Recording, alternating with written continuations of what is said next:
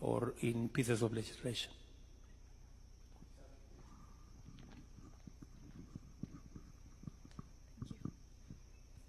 Hi, Mr. President. Thank you for having us. We understand that you've curbed public spending and increased taxes to pay off existing debt.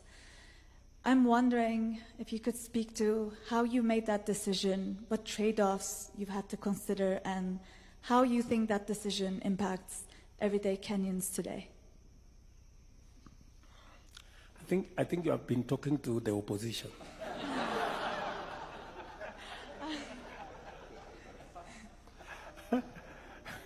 Because they are the ones who are driving this narrative that I have increased all the taxes.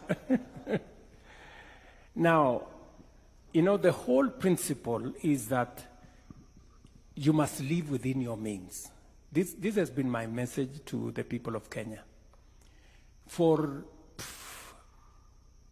maybe 12 years, we've been running 8-9% fiscal deficit, you know? Which means you're spending money that you're not collecting.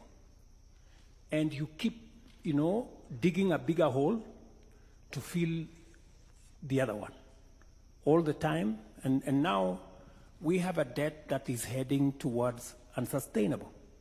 So when I came into office, I told everybody, tighten up your belts. I am not going to preside over a bankrupt country. I am not going to preside over a country that is in debt distress. We have to cut our spending, you know, and there is no free lunch. And we have to think of what we need to do two fundamental things. Reduce. We cannot spend what we don't have. And number two, if we look at our peers, and you know, Kenyans have been socialized to believe that they pay the highest taxes. But empirical data shows Kenya as of last year, our tax as a percentage of our revenues was 14%. Our peers in the continent is on average between 22 and 25%, which means we are way below, our taxes are way below those of our peers, you know. And I'm not comparing ourselves with OECD countries. You know, countries like France are at 45%, you know, others are higher. So I persuaded and I made a case to the people of Kenya that we must begin to enhance our revenue. Because if we are a serious state, we must be able to enhance our taxes. So my drive is to push Kenya. Possibly this year we will be at 16% from 14%. I want in my term, God willing, to leave it at between 20 and 22%. It's going to be difficult. I have a lot of explaining to do. People will complain, but I know finally they will appreciate that the money we go to borrow from the World Bank is savings of other countries. We have to begin to live within our means. And then secondly, is to reduce largesse. You know, people travel first class, you know, when it is completely unnecessary. People do, you know, things that, and so when I called, by the way, I sat here with heads of ministries, departments, agencies, and I told them, look, from our data, we can do with 30% less of our recurrent expenditure. And you know what? Everybody has gone and cut their recurrent expenditure by 30% and nobody's complaining. What does that tell you? That there was wastage.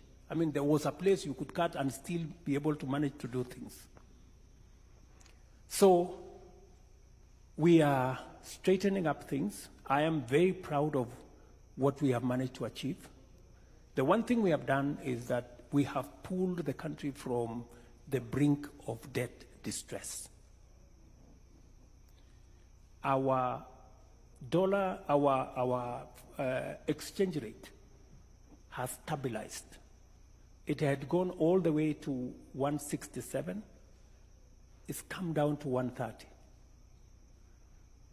Fuel had gone up, it's come down. Even today, fuel has been announced again to come down.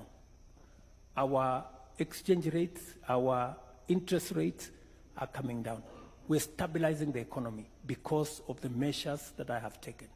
I took the decision, for example, that we cannot continue to subsidize consumption. When I came into office, we were subsidizing fuel. We were subsidizing very rudimentary things, and we were spending $15 billion. That is close to $150 million every month. And we were going to sink the country. So I stopped. I mean, there was a complaint for a few weeks, and then people started to understand we need to make some hard decisions if we have to get the country moving in the right direction. I can tell you, a year ago, if there was an election, I would have been thrown out. But today, the situation has changed. And going into the future, those who are making noise at me, they will be the ones clapping. That's what it is.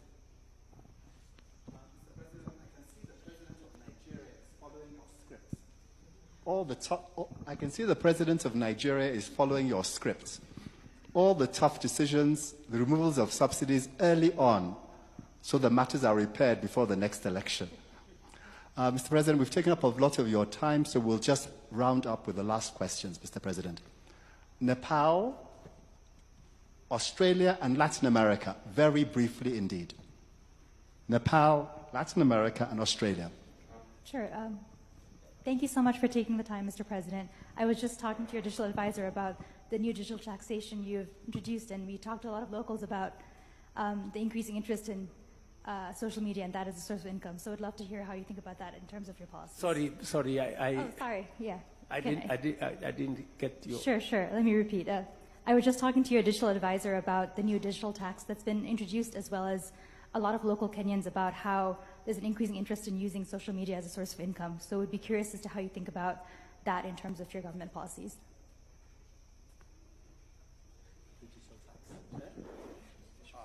Okay. The whole digital tax regime and that kind of thing. We have been working with